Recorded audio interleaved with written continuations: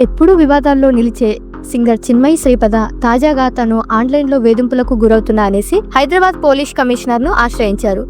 పోలీసులు ఆమె ఫిర్యాదును స్వీకరించి వెంటనే దర్యాప్తు కూడా ప్రారంభించారు. అసలు వివరాల్లోకి వెళ్తే చిన్మయి భర్త రాహుల్ రవీందర్ తాజాగా ది గర్ల్ ఫ్రెండ్ ప్రమోషన్ సందర్భంగా మంగళసూత్రం ధరించడం వ్యక్తిగత ఎంపిక కావాలి అని వ్యాఖ్యానించారు. నాకు పెళ్లైన తర్వాత మంగళసూత్రం మెడలో వేసుకోవాలా వద్దా అనేది నీ నిర్ణయమే అని నా భార్యకు చెప్పాను. నేనైతే తాళి వేసుకోవద్దని చెప్తాను.